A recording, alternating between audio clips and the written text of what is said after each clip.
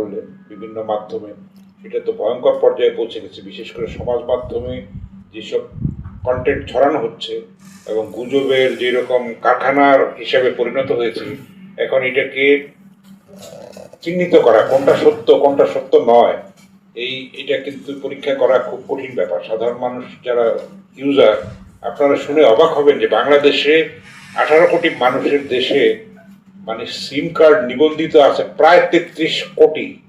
এটা আমার মনে হয় নজিরবিহীন এবং বিশ্বে বোধহয় এটা শীর্ষস্থানে পৌঁছাবে। তো সেটা কিন্তু মানে খুব আনন্দের বিষয় না, এটা একটা আমাদের গ্রাম্যতারই পরিচায়ক। এবং আমরা মোবাইলে যত সময় ব্যয় করি, আমরা সুস্থ চিন্তার ক্ষেত্রে সেটা ব্যয় করি না। ফলে এই সংকটটা কিন্তু ঘনীভূত হচ্ছে এবং ভিতরে ভিতরে কিন্তু আমাদের সমাজ ক্ষয়ে যাচ্ছে আসলে। বিশেষ করে আমাদের তরুণ প্রজন্ম, তাদেরকে যে মাদক আসক্ত করা হয়েছে এবং এটার মধ্যে একটা অপরাজনীতির প্রভাব কিন্তু আছে। সবকিছুর মূলে কিন্তু রাজনীতি। আমরা দীর্ঘ 1.5 দশকেরও বেশি সময় স্বৈরাচার কবলিত ছিলাম এবং ক্ষমতা কুক্ষিগত করে রাখার জন্য বিগত ফ্যাসিবাদী আওয়ামী সরকার সমস্ত প্রতিষ্ঠানকে ধ্বংস করে দিয়েছে। বিচার ব্যবস্থা বলেন, শিক্ষা, স্বাস্থ্য, প্রশাসন, পুলিশ, সব ক্ষেত্রে কিন্তু নৈরাজ্য সৃষ্টি করেছে এবং তাদের স্তরে স্তরে রিক্রুটমেন্ট করেছে, অযোগ্যদেরকে সেখানে পদায়ন করেছে, নিয়োজিত করেছে 3-4টা স্তরে কিন্তু। ফলে মানে আমাদের যে 24-এর যে ছাত্র গণ অভ্যুত্থান পরবর্তী যে আমাদের স্বপ্ন এবং আকাঙ্ক্ষা, সেটা বাস্তবায়ন করতে আমরা পদে পদে হোঁচট খাচ্ছি। এই কারণে কিন্তু এই যে কয়েক স্তরে যে সেরকম তথাকথিত আনুগত্যের মানে যারা ধ্বজাধারী তাদেরকে রিক্রুট করা এবং তাদেরকে পদায়ন করা এবং তারা একটা ভেস্টেড ইন্টারেস্ট হিসেবে গড়ে উঠেছে সব সেক্টরে। ফলে আমরা প্রত্যাশিত আমাদের সুফলটা আমরা পেতে পারছি না। জুলাইয়ের যে আন্দোলনের যে চেতনা এবং যে স্বপ্ন, যে অভিপ্রায়, যেরকম একটা নতুন বন্দোবস্ত এবং মানে কি বলে এখন নতুন চালু হয়েছে বয়ান, সেই রকম একটা সিস্টেমের মধ্যে আমরা এখনো যেতে পারছি না। এটার বাধাটা হচ্ছে এটাকে চিহ্নিত করা দরকার এবং আমাদের সমস্ত রাজনৈতিক বলেন, সাংস্কৃতিক বলেন, সমস্ত বিকাশের ক্ষেত্রে কিন্তু এই বাধাটা বড় হয়ে আছে এবং তাদেরকে আপনি কিভাবে উপড়ে ফেলবেন? তাদেরকে তো চাকরিচ্যুত করা যাবে না সেভাবে। আমরা একটা যৌক্তিক সমাজের স্বপ্ন দেখি যেখানে রেশনালিটি থাকবে এবং পারস্পরিক শ্রদ্ধাবোধের জায়গাটা থাকবে। আমরা আনন্দিত যে জাতীয় সংসদে এবার যারা মানে বিপুল ভোটে যারা নির্বাচিত হয়েছেন, একটা অবিতর্কিত নির্বাচনের মাধ্যমে গ্রহণযোগ্য, সুষ্ঠু, অবাধ এবং সবার অংশগ্রহণে যে নির্বাচনটা অনুষ্ঠিত হয়েছে, সেটা বাংলাদেশের জন্য একটা অতিশয় শ্লাঘার বিষয় এবং বিশ্বব্যাপী সেটা স্বীকৃত হয়েছে।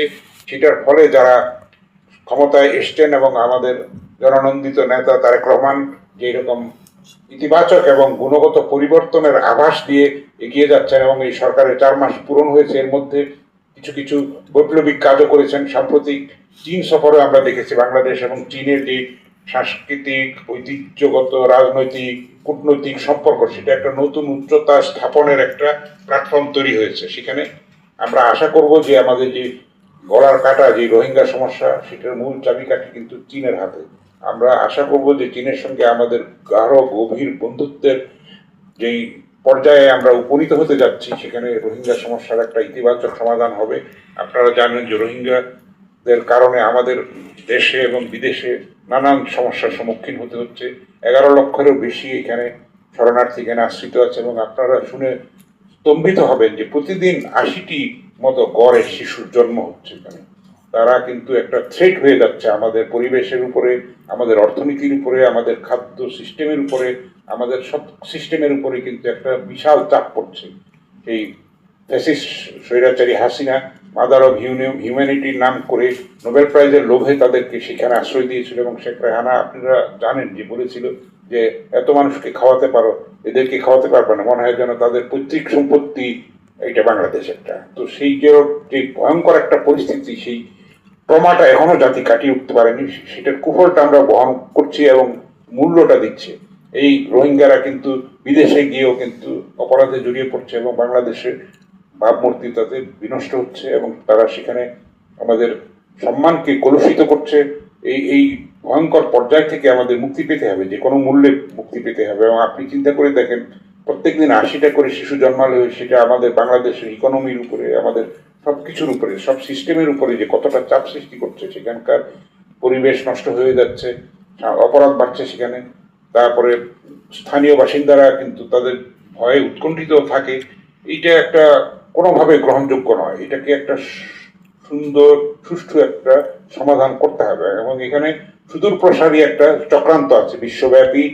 আপনারা জানেন যে এর মধ্যে আমরা দেখেছি যে ইন্দোনেশিয়ায় পূর্ব তিমুর নামে একটা খ্রিস্টান রাষ্ট্র তৈরি করা হয়েছে, কৃত্রিমভাবে তৈরি করা হয়েছে। এখানে রোহিঙ্গাদের মধ্যেও ধর্মান্তরকরণের খ্রিস্টান করার কিন্তু একটা পরিকল্পনা আছে এবং আমরা জানি বাংলাদেশের সামরিক গোয়েন্দা সূত্রেও জানি যে তারা একটা সুদূর প্রসারী লক্ষ্যে কাজ করে যাচ্ছে। সেটা কিন্তু খুবই উদ্বেগজনক বিষয়। মানুষকে সচেতন করতে হবে এবং কোনো না কোনোভাবে এই সমস্যার সমাধান অবশ্যই আমাদের করতে হবে। এটা আমাদের সাংস্কৃতিক একটা যে অভিঘাত সেখানেও কিন্তু এটার প্রভাব আছে এবং এটা দিন দিন প্রসারিত হয়ে চলবে। এটা একটা খুবই উদ্বেগজনক একটা অবস্থা। তারপরে আপনারা বলেছেন এখানে মূল প্রবন্ধে আমাদের সম্মানিত ব্যবস্থাপনা পরিচালক, পুরোটা উনি পড়েন নাই, পড়লে ভালো ছিল, সেখানে উনি বলেছেন যে সাংস্কৃতিক আগ্রাসন, যে স্যাটেলাইট টেলিভিশনের যে কুফল, সেখানে আমরা দেখতে পাচ্ছি আমাদের ঘরে ঘরে কিন্তু সেটা জনপ্রিয় হচ্ছে এবং মানে একটা আমাদের ভাষার উপরে একটা প্রভাব পড়ছে, সংস্কৃতির উপরে তো প্রভাব পড়ছে। সেখানকার যে সিরিয়ালগুলি আমরা দেখছি সেখানে কিন্তু মানে পারস্পরিক অবিশ্বাস, হানাহানি, শাশুড়ি বৌমার মধ্যে দ্বন্দ্ব, এগুলি নানান কুটচাল কিন্তু আমাদের সংস্কৃতির সঙ্গে যেটা যায় না, আমাদের মূল্যবোধের সঙ্গে যেটা, আমরা ইসলামী মূল্যবোধে বিশ্বাস করি এবং আমরা গুরুজনকে সম্মান করি, তাদেরকে আমরা একটা পারিবারিক বন্ধনের মধ্যে কিন্তু আমাদের সাংস্কৃতিক ঐতিহ্য, আমাদের যে শেকড়, আমাদের যে কৃষ্টি, আমাদের যে সংস্কৃতি, সেগুলির গভীরতা কিন্তু এখানে কথিত। সেটা কিন্তু প্রশ্নবিদ্ধ হচ্ছে এইসবের কারণে এবং শিশুরা সেগুলির থেকে বেশি প্রভাবিত হচ্ছে। আমরা যদি আমাদের শিশুদের মধ্যে সেই দেশপ্রেম, সেই অঙ্গীকার, সততা, মূল্যবোধ এবং মুরব্বীদেরকে সম্মান করা এবং মমতা বোধ একটা তৈরি করা। আপনারা জানেন যে এরকম সাম্প্রতিককালে যেরকম যৌন সহিংসতা বেড়ে চলেছে এবং বিভৎস একটা অত্যাচার চলছে নারীদের উপরে, যেরকম বাল্যবিবাহের বিস্তার কিন্তু ঘটছে। তারপরে আপনার মাজারে মাজারে নানান ধরনের সংস্কৃতি, মানে কি বলবো, মাজার ধ্বংস করার যে একটা প্রবণতা আমরা দেখেছি অন্তর্বর্তী সরকারের সময়, সেটাও কোনোভাবেই কাম্য না এবং অনেক ক্ষেত্রে অনেক ধ্বংস ভাঙচুর আমরা দেখেছি। আমরা আমাদের ঐতিহ্য থেকে সরে যাচ্ছি এবং হানাহানি, বিদ্বেষ, হিংসাটা প্রধান হয়ে উঠছে সমাজের মধ্যে। সেটার সবকিছুর মূলে কিন্তু একটা সাংস্কৃতিক সুস্থতার অভাব। সেটার কারণেই এই খারাপ জিনিসগুলি আমাদেরকে মোকাবেলা করতে হচ্ছে এবং এগুলি দ্রুত ছড়িয়ে পড়ছে। এবং একটা কথা বলা হয় যে স্বাস্থ্য কখনো সংক্রামক নয়, ব্যাধিটাই সংক্রামক। মানে আপনার আমার স্বাস্থ্য ভালো আছে, আপনার কিন্তু তাতে আপনার এখানে প্রভাবটা পড়বে না, কিন্তু আমার ব্যাধি যেটার মধ্যে সংক্রমণযোগ্য রোগ আছে সেটা কিন্তু আমার হাঁচি কাশি, আমার চলাফেরা, আমার নৈকট্যের কারণে কিন্তু আপনি আক্রান্ত হতে পারেন। ফলে আমাদের সেই সুস্থতার দিকে নজরটা দিতে হবে, সেই ভিত্তিটা তৈরি করতে হবে। দুঃখজনক যে আমাদের একটা সাংস্কৃতিক নীতিমালা পর্যন্ত এখনো হয়নি। দেশ স্বাধীন হয়ে গেছে 55 বছর। তো এটা আমাদের দরকার। আমাদের নতুন সরকার এসছে, নতুন বন্দোবস্ত, নতুন স্বপ্ন, নতুন প্রত্যয় এবং আমাদের যে অভিলাষ এবং অভিপ্রায় এবং গণতন্ত্রের যে ফল, সেটা ঘরে ঘরে পৌঁছে দেওয়া এবং মানুষের মধ্যে একটা আস্থা তৈরি করা, একটা ইতিবাচক মানসিকতা গড়ে তোলা। তো এইটা কিন্তু একটা বড় চ্যালেঞ্জ। আসলে এটা সরকারের একার পক্ষে মোকাবেলা করা সম্ভব নয়। প্রত্যেকটা মানুষকে ভিতর থেকে যদি আমরা বদলাতে না পারি, তাহলে কিন্তু এই সহিংসতা এবং নারী নিপীড়ন, শিশু নির্যাতন এটা বেড়েই যাবে। সুতরাং এই বাংলাদেশ তো আমরা কোনোভাবেই চাই না। এটা আমাদের ঐতিহ্যের সঙ্গে যায় না, আমাদের মানে যে সাংস্কৃতিক কি বলবো অহংকার এবং আমাদের যে হাজার বছরের যে লালিত সাম্প্রদায়িক সম্প্রীতির যে ঐতিহ্য, সেটার সঙ্গেও যায় না। আমরা দেখতে পাচ্ছি যে দেশের ভিতরে যে ষড়যন্ত্র ক্রিয়াশীল আছে এই গণতন্ত্র অভিযাত্রাকে ব্যাহত করার জন্য, এবং দেশের বাইরেও ষড়যন্ত্র ক্রিয়াশীল আছে যাতে নস্যাৎ করে দেওয়া যায় এই সরকারকে এবং এই অগ্রযাত্রাকে, সেটা কিন্তু সক্রিয় আছে। আপনারা দেখবেন সামাজিক মাধ্যমে আছে, সেখানে কিন্তু প্রচুর অর্থ বিনিয়োগও করা হয়েছে এবং দেশের বাইরে থেকেও কিন্তু রিমোট কন্ট্রোলে এগুলি নিয়ন্ত্রিত হচ্ছে এবং পরিচালিত হচ্ছে। সেই ব্যাপারে আমাদের সচেতন থাকা দরকার। আমাদের কিন্তু বহুমুখী সংকটের মধ্যে আমরা আছি। একটা নির্বাচন হয়ে গেছে বলেই যে আমরা একটা শান্তির পথে চলে গেছি, নট দ্যাট। এটা কিন্তু এটাকে ধরে রাখা, এটাকে সংহত করা, ঘরে ঘরে সুফল পৌঁছে দেওয়া, সেটাই হচ্ছে মূল চ্যালেঞ্জ। কিন্তু সেটা সময় সাপেক্ষ এবং প্রত্যেকটা নাগরিকের সেখানে দায়িত্ব আছে। একটা সরকারের পক্ষে এককভাবে সেটা সম্ভব না এবং র্যাব পুলিশ দিয়ে কিন্তু আইন করে জোর করে চাপিয়ে দিয়ে কিন্তু মানে মানুষের মানসিকতাটা বদলানো যাবে না, সেটা বদলাতে হবে পরিবার থেকে। সেখানে বাবা মাকে সেইভাবে সচেতন হতে হবে, শিক্ষিত হতে হবে এবং এবং তাদেরকে উদ্বুদ্ধ করতে হবে এবং একটা ইতিবাচক একটা জীবনধারার প্রতি যে শিশুদেরকে পরিচালিত করা এবং তাদের মধ্যে সেই মূল্যবোধটাকে সঞ্চালিত করে দেওয়া, সেই দায়িত্বটা কিন্তু মূলত বাবা মায়ের। তারপরে শিক্ষা প্রতিষ্ঠানে আছে, শিক্ষা প্রতিষ্ঠানগুলিও ধ্বংস করে দেওয়া হয়েছে আপনারা জানেন। করোনার সময়ও কিন্তু আশেপাশের দেশগুলিতে শিক্ষা ব্যবস্থা চালু ছিল, কিন্তু বাংলাদেশে একটা ষড়যন্ত্র করে কিন্তু শিক্ষা সিস্টেমটাকে কিন্তু ধ্বংস করে দেওয়া হয়েছে এবং সেখানে কারিকুলামের মধ্যেও কিন্তু আপনারা দেখবেন যে মুক্তিযুদ্ধের ইতিহাসকেও বিকৃত করা হয়েছে এবং মানে একদলীয় শাসন কিন্তু প্রকারান্তরে প্রতিষ্ঠা করা হয়েছে। এবং মানে আমরা দেখেছি যে শেখ মুজিবের শাসন আমলে সংবাদপত্রের উপরে যে খড়গ নেমে এসেছিল 16ই জুন কালো দিবসে, সমস্ত সংবাদপত্র বন্ধ করে দেওয়া হয়েছিল, মাত্র 4টি প্রচার মেশিন বা প্রচার যন্ত্র হিসেবে 4টি পত্রিকাকে রাখা হয়েছিল। তো সেই পরম্পরাটা কিন্তু তার কন্যা আরো দ্বিগুণ ভাবে কিন্তু সে করেছে, অনেক সংবাদপত্র বন্ধ করে দেওয়া হয়েছে আপনারা জানেন।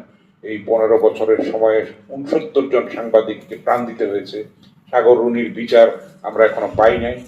তারপরে আবার আপনি দেখেন যে যে ছাত্র গণ অভ্যুত্থান যেটা 24-এ সংঘটিত হলো, সেই রক্তধারার মধ্যে কিন্তু 6 জন সাংবাদিকের রক্ত মিশে আছে। ফলে সব ক্ষেত্রেই কিন্তু সাংস্কৃতিক ক্ষেত্রে আপনি দেখেন যে এরকম একচেটিয়া ভাবে তারা যে এরকম অন্যায় সুবিধা নিয়ে তাদেরকে তল্পিবাহক হিসেবে গড়ে তোলা হয়েছে এবং দলের বৈধতা দেওয়ার জন্য, একদলীয় ফ্যাসিস্ট রিজিমের বৈধতা দেওয়ার জন্য কিন্তু সাংবাদিকদের মধ্যেও কিন্তু এরকম অলিগার কাছে নানান ধরনের তারা চাটুকারিতা করে বৈধতা দিয়ে, মানে সাংবাদিকের কাজ হচ্ছে প্রশ্ন করা, অনর্গল ক্ষমতাকে প্রশ্ন করা এবং সত্যিটা বের করে আনা। সেটার জন্য সাহসিকতার পরিচয় দিতে হয়। সাংবাদিকতা পেশা অত্যন্ত ঝুঁকিপূর্ণ পেশা আপনারা জানেন, অন্য 10টা পেশার থেকে ভিন্ন।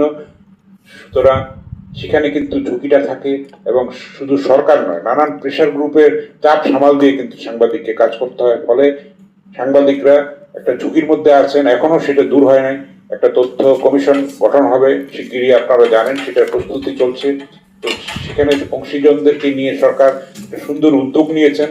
তাহলে সবাই মিলে আমরা, দেশটা যেহেতু সবার, আমরা সবাই মিলে কেন সেই একটা ব্যবস্থা তৈরি করি যেখানে পারস্পরিক একটা শ্রদ্ধাবোধ থাকবে, সহনশীলতা থাকবে, পরমত সহিষ্ণুতার সংস্কৃতিটা বিকশিত হবে এবং একটা গুণগত পরিবর্তনের দিকে আমরা এগিয়ে যাব।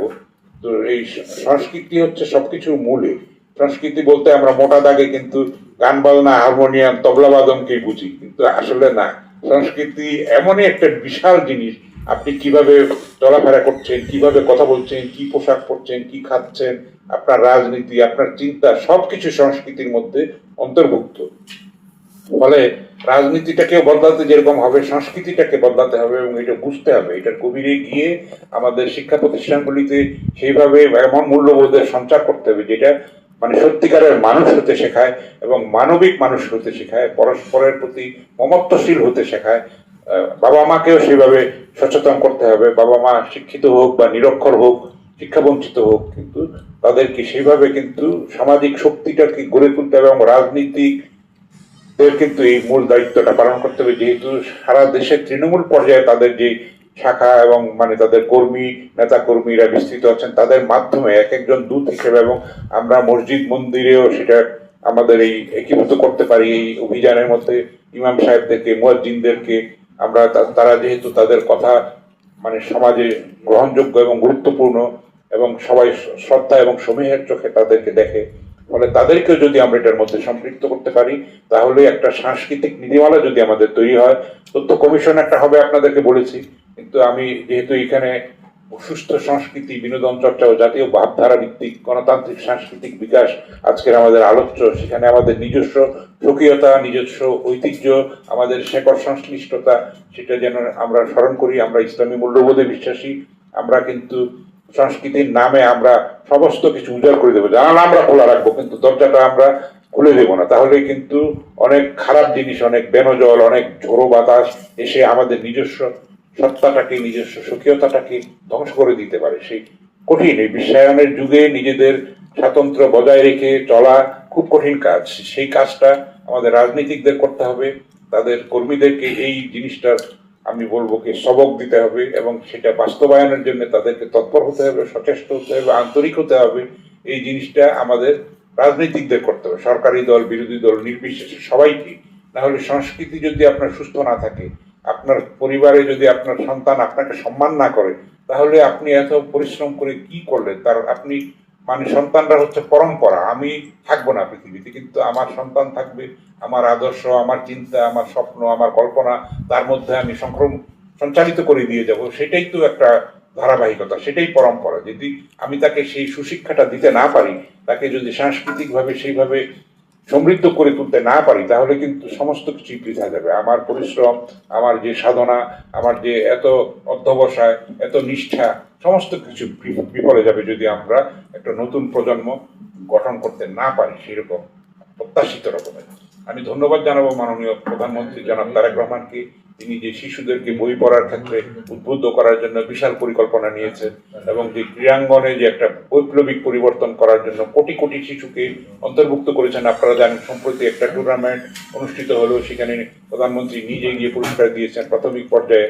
সেখান থেকে আমরা আশা করি যে এই নতুন যারা প্রতিভা, নতুন করে স্পোর্টস যেটা চালু হতে যাচ্ছে, তো সেটা যদি সফল হয়, সেটাকে যদি আমরা লালন করি, সবাই যদি আমরা সমর্থন দিই এবং এটাকে এগিয়ে নিয়ে যাই, তাহলে অবশ্যই আমরা বিশ্ব দরবারে আমাদের খেলাধুলার জগতেও কিন্তু আমরা আমাদের শ্রেষ্ঠত্ব, আমাদের স্বাতন্ত্র্য, আমাদের মর্যাদা আমরা প্রতিষ্ঠা করতে সক্ষম হব। আমরা জানি যে আমাদের ক্রিকেটের ক্ষেত্রে নারী ক্রিকেটাররা, নারী ফুটবলাররা অসাধারণ সাফল্য অর্জন করেছে। আপনারা জানেন যে তারা কিন্তু দেশের মাটিতে তারা কিন্তু বৈষম্যেরও শিকার হয়েছে। আমাদের শ্রমের ক্ষেত্রেও কিন্তু নারী শ্রমিকরা বঞ্চিত হয়। একই মজুরি কিন্তু যেখানে পাওয়ার কথা, একই শ্রম দিয়ে কিন্তু তারা সেখানে বঞ্চিত হয়। আমাদের এই মাইন্ডসেটটা চেঞ্জ করতে হবে। আসলে আমরা একটা মানে একটা সামন্ত, আধা সামন্তবাদী সমাজে বসবাস করি। আমাদের মধ্যে সেরকম পুরুষতান্ত্রিক একটা মানে কি বলবো, একটা একচেটিয়া কর্তৃত্ববাদের একটা যে মানসিকতা, সেটাকে বদলাতে হবে। সবাই মানুষ আসলে, নারীকে বাদ দিয়ে কিন্তু আমরা উন্নয়নটা নিশ্চিত করতে পারবো না। বা জনসংখ্যার অর্ধেক হচ্ছে নারী। ফলে আমাদের একটা সামগ্রিকভাবে একটা সাংস্কৃতিক যে একটা নীতিমালা, সেটা তৈরি করতে হবে। সেটাই হোক আমাদের এই সেমিনারের মূল প্রতিপাদ্য এবং সুপারিশমালা। আশা করি সাংবাদিক কল্যাণ ট্রাস্ট এই সেমিনারের যে সুপারিশমালা, সেটা সরকারের কাছে পেশ করবেন এবং সরকার সেটার ভিত্তিতে সেটা যাচাই বাছাই করে সেখানে কার্যকর পদক্ষেপ নেবেন। এবং আমরা আশা করি সেখানে বিরোধী দল এবং মানে অন্যান্য সামাজিক শক্তি, এনজিওস, তারপরে আরো বিভিন্ন স্বেচ্ছাসেবী সংস্থা আছে, সমাজ কল্যাণ সংস্থা আছে, তারা সবাই মিলে যদি আমরা এটাকে গুরুত্বটা অনুধাবন করি এবং এটাকে বাস্তবায়নের ক্ষেত্রে এগিয়ে আসি, তাহলে হয়তো আমি হতাশার কারণ দেখি না। হয়তো সময় লাগবে, রাতারাতি কিছু হবে না, 2 মাস 3 মাস এই সাংস্কৃতিক পরিবর্তন ঘটে যাবে, এটা আশা করাটা ভুল। তবে আমাদের মধ্যে মানসিকতার পরিবর্তনটা করতে হবে। প্রত্যেকটা মানুষকে ভিতর থেকে বদলে যেতে হবে, বদলাতে হবে। গুণগত এবং ইতিবাচক একটা পরিবর্তন আসতে হবে। তাহলেই কিন্তু আর শিশুরা মিশার মতো ঘটনা আর ঘটবে না, অনেকাংশে কমে আসবে। তো আমরা যে মাদকাসক্তির কথা যেটা বলছিলাম, সেটাও কিন্তু একটা অপরাজনীতির কুফল। কিন্তু সেই ফল কিন্তু আমরা এখন ভোগ করছি সীমান্ত দিয়ে। আপনারা জানেন যে এই যে ফেন্সিডিল সহ নানান ধরনের ভারতীয় সীমান্তের দিয়ে, তারপরে মিয়ানমারের সঙ্গে সীমান্ত দিয়ে এটা আসা অব্যাহত ছিল দীর্ঘকাল। এটাকে রুখতে হবে যেভাবে হোক। আমাদের তরুণ জেনারেশনকে মাদকাসক্তি থেকে মুক্ত করতে হবে। তাহলেই তাদের মধ্যে আমরা একটা সুস্থতার বীজ আমরা রোপণ করতে পারবো। এই দায়িত্বটা কিন্তু প্রধানত সরকারের, এবং এটা আমাদের আইন শৃঙ্খলা বাহিনী, আমাদের যে দেশ রক্ষা বাহিনী বা বিজিবি, যেটা ষড়যন্ত্র করে নামটাও চেঞ্জ করে দেওয়া হয়েছে, বাংলাদেশ রাইফেলস কত সুন্দর নাম ছিল। সব ক্ষেত্রে কিন্তু আমাদের একটা করদ রাজ্যে একটা পরিণত করার একটা সুদূর প্রসারী ষড়যন্ত্র ছিল, যেটা থেকে আল্লাহর অশেষ রহমত যে ছাত্র জনতা যেটা রুখে দাঁড়িয়েছে, কোটা আন্দোলন থেকে ধরে রাষ্ট্র সংস্কার আন্দোলন যেটা সফল হয়েছে, যেখানে অনেক রক্ত ঝরেছে, অনেক শিশুকে কিন্তু হত্যা করা হয়েছে। এবং আওয়ামী লীগ কিন্তু এখনো পর্যন্ত তাদের কোনো নেতা কর্মীর কাছ থেকে আমরা কোনো অনুশোচনার কোনো কথা শুনি নাই, যদিও পার হয়ে গেছে 22 মাসেরও বেশি সময়। তো এটা খুবই দুঃখজনক। তাদেরকে সেই ভুলটা বুঝতে হবে। বাংলাদেশের রাজনীতি করতে হলে কিন্তু এই 24-এর যে বাস্তবতা, সেটাকে সম্মান করে এবং স্বীকৃতি দিয়ে অবশ্যই তাদের ভুল স্বীকার করে সেটা নাকে খত দিয়ে তাদেরকে রাজনীতি করতে হবে। আমরা সেটা নিশ্চিত করব, আমাদের তরুণ প্রজন্ম সেটা নিশ্চিত করবে। আমাদের নতুন যে রাজনৈতিক বন্দোবস্ত তৈরি হতে যাচ্ছে, সেখানে যে সাংস্কৃতিক চ্যালেঞ্জেস আছে, সেগুলি আমরা সবাই মিলে মোকাবেলা করব। প্রত্যেকটা মানুষ আমরা ভিতর থেকে মানে কল্যাণের দিকে, যেটা শুভ জিনিস, সেটা সুন্দর জিনিস, সত্য জিনিস, এবং মানে মানুষের প্রতি যে একটা মমতা তৈরি করা, সেটা যেন আমরা নিজেদের মধ্যে তৈরি করতে পারি, এটাই হবে আসলে মূল সলিউশন। না হলে আপনি কিন্তু প্রাথমিকভাবে কোনো মানে জোর জবরদস্তি করে একজন মানুষকে বদলাতে পারবেন না। তাকে সেইভাবে যদি আপনি কনভিন্স করতে পারেন যে এটা ভালো, এটা খারাপ, এটা করলে তোমার পরিণতি এই হবে, ছোটবেলা থেকে যদি আমরা করতে পারি, তাহলে অবশ্যই কিন্তু তার মধ্যে একটা পরিবর্তন আমরা দেখতে পাবো। সেই আশাটাই আমরা করতে চাই, এবং এইটা আমরা সবাই মিলে কাজটা করতে হবে। এখানে কোনো আওয়ামী লীগ নাই, এখানে কোনো বিএনপি নাই, এখানে জামাত নাই, এনসিপি নাই। এই দেশটা যেহেতু সবার, সবাই মিলে আমরা এই সংকটটাকে মোকাবেলা করবো। এটা কিন্তু দীর্ঘমেয়াদী একটা সুদূর প্রসারী একটা চ্যালেঞ্জ। বিশ্বায়নের দরজা আমরা বন্ধ রাখতে পারবো না, আমরা মোবাইল ডিভাইস বন্ধ করতে পারবো না, কিন্তু সাইবার যে অপরাধ যেরকম ব্যপ্ত হচ্ছে এবং ভয়ঙ্কর যে গুজব ছড়িয়ে পড়ছে, এটার ফলে কিন্তু দেশের স্বাধীনতা সার্বভৌমত্ব কোনো কোনো ক্ষেত্রে হুমকির মধ্যে পড়ছে, সাম্প্রদায়িক সম্প্রীতি হুমকির মধ্যে পড়ছে। আমরা যে ধর্মীয় ধর্মান্ধতা দেখতে পাচ্ছি সমাজে, যে উগ্র যে একটা মানে ধর্মের অপব্যাখ্যা করে মানুষকে যে কিন্তু জান্নাতের টিকিট দেওয়ার মতো যে এরকম সাংস্কৃতিক যে এরকম একটা মানে কি বলবো অপপ্রচার কিংবা মানে অপচিন্তা আমরা দেখতে পাচ্ছি, সেগুলিকে আমাদেরকে চিহ্নিত করতে হবে, রুখে দাঁড়াতে হবে। সাইবার অপরাধ যে রোধ করার জন্য আমাদের হাতে হাতে মোবাইল, এবং আমাদের এমন মোবাইল নির্ভরতা হয়ে গেছে, আমরা বই পড়া থেকে আমরা বিমুখ হয়ে গেছি। আমাদের নতুন জেনারেশন কিন্তু মোবাইল ছাড়া মানে চলতেই পারে না, এবং বহু দেশে কিন্তু মানে যারা অ্যাডাল্ট না হওয়ার আগ পর্যন্ত মোবাইল ব্যবহার নিষিদ্ধ করে দিয়েছে। আমাদেরও সেই কথাটা চিন্তা করতে হবে, এবং সরকারের সাইবার মানে যে ক্রাইম, এটা যে রোধ করার জন্য, প্রতিরোধ করার জন্য, প্রতিকার করার জন্য যে ক্যাপাসিটি বিল্ডিং, সেটার দিকে নজর দিতে হবে। সেটা না হলে কিন্তু কোনটা ভালো, কোনটা মন্দ, কোনটা সত্যিকারের নিউজ, কোনটা নয়, এবং যার হাতে আছে মোবাইল সে কিন্তু যা ইচ্ছা তাই লিখে দিচ্ছে, এবং এটা ছড়িয়ে পড়ছে দ্রুত। খারাপ জিনিসটাই কিন্তু ছড়ায় বেশি, ভালো কথাটা কিন্তু কখনো ছড়ায় না। ভালো জিনিসটা কিন্তু অনেক সাধনা করে আপনাকে অর্জন করতে, আপনি নষ্ট হতে চাইলে কিন্তু অতি দ্রুত আপনি নিজেকে নষ্ট করে ফেলতে পারেন। কারণ পাপের পথটা এমনই আকর্ষণীয় এবং মোহ আছে তার মধ্যে, সেখানে আপনি দ্রুত নিজেকে স্খলিত করতে পারেন। ফলে এই ভালো মন্দের বোধটা কিন্তু ছোটবেলা থেকেই আমাদের শিশুদের মধ্যে গড়ে তুলতে হবে, এবং এটা একটা সুদূর প্রসারী লক্ষ্যে তৈরি করতে হবে। অতীতে আমরা দেখেছি যে কুশাসনকে, দুঃশাসনকে টিকিয়ে রাখার জন্য আমাদের জেনারেশনকে সঠিকভাবে বিকশিত হতে দেওয়া হয়নি। তাদেরকে মাদকাসক্তি দিয়ে নানান ভুল পথে পরিচালিত করে তাদের মানে কোনোভাবেই যেন তারা সুস্থ একটা জেনারেশন হিসেবে গড়ে উঠতে না পারে, সেই ষড়যন্ত্রটা ক্রিয়াশীল ছিল, এবং সেটা অনেকাংশে সফল হয়েছে। খারাপ জিনিসটাই সফল হয় বেশি, ভালো জিনিসটা কিন্তু সময় লাগে। ফলে এই ব্যাপারে সচেতনতাটাও তৈরি করতে হবে, এবং সরকারকে এই যে সাইবার অপরাধ যেটা আছে সেগুলিকে কঠিনভাবে মোকাবেলা করতে হবে, এবং যেখানে যে উল্টাপাল্টা দায়িত্বহীন সংবাদপত্রের যেটা মূলধারার সংবাদপত্র, সেটা কিন্তু নানান কারণে কিন্তু অতীতকালে যে ফ্যাসিস্ট আমলে সেখানে নিয়ন্ত্রণ হয়েছে, আপনারা জানেন, অনেক সংবাদপত্র বন্ধ করে দেওয়া হয়েছে, অনেক টিভি চ্যানেল বন্ধ করে দেওয়া হয়েছিল, এবং সেখানে ডিকটেট করা হতো, এবং সাংবাদিকদের একাংশ নিজস্ব সেলফ সেন্সরশিপ করে ব্যক্তিত্বহীনতার পরিচয় দিয়ে কিছু উচ্ছিষ্ট পাওয়ার লোভে তাদের নিজেদের সত্তাকে বিকিয়ে দিয়েছে এবং আত্মসম্মানকে বিক্রি করেছে, এবং সামগ্রিকভাবে মিডিয়াকে কলুষিত করেছে। সেই কলুষ থেকে মিডিয়াকে, মূল ধারার মিডিয়াকে মানে মানুষের কাছে গ্রহণযোগ্য করা একটা বিশাল চ্যালেঞ্জ, সেটা কিন্তু আমরা এখনো করে উঠতে পারি নাই। তো নানান ধরনের ষড়যন্ত্র আছে এখনো মিডিয়াতে, সেরকম অস্থিরতা আছে। আপনারা জানেন যে সেখানেও কিন্তু জাতীয়তাবাদী শক্তি এবং ইসলামী মূল্যবোধে বিশ্বাসী শক্তি সেইভাবে নিয়ন্ত্রণটা নিতে পারে নাই। সেটাও কিন্তু একটা সুদূর প্রসারী তাদের চক্রান্তেরই এটা পরিণতি আমি বলবো। সেই ব্যাপারে আমাদের সচেতন হতে হবে। অনেক কথাই আমি বলে ফেললাম, আশা করি এটার মধ্যে অনেক পথরেখা আমি চিহ্নিত করেছি, এবং একটা সর্বোপরি একটা সাংস্কৃতিক নীতিমালা আমাদের দেশের উপযোগী, আমাদের দেশের কৃষ্টি সংস্কৃতি, আচার, ঐতিহ্য এবং আমাদের যে মূল্যবোধ, সেটাকে ধারণ করে, লালন করে আমাদের নিজস্ব একটা সাংস্কৃতিক নীতিমালা প্রণয়নের কাজটা শুরু করতে হবে। সেই অনুযায়ী কিন্তু, এবং নতুন জেনারেশন যাতে সুস্থ সুন্দরভাবে গড়ে উঠতে পারে খেলাধুলার মাধ্যমে, বই পড়ার মাধ্যমে, সাংস্কৃতিক কার্যক্রমের মাধ্যমে।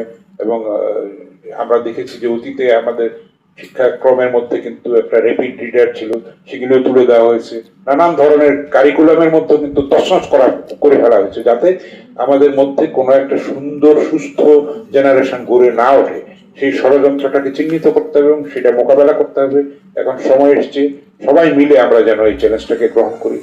আমি আশা করি আমার কথার মধ্যে কিছু না কিছু আপনারা হয়তো মানে কি বলবো ইঙ্গিত পেয়েছেন, যেটার মধ্যে আমাদের যে সংকট উত্তরণের যে একটা একটা কি বলবো সুনির্দিষ্ট পথরেখা, সেটা আমি হয়তো কিছুটা চিহ্নিত করতে পেরেছি। আপনাদের আলোচনার মাধ্যমে আরো বাকিগুলি আসবে, কারণ সবসময় সমষ্টিগত চিন্তা হচ্ছে একটা সুস্থ চিন্তা।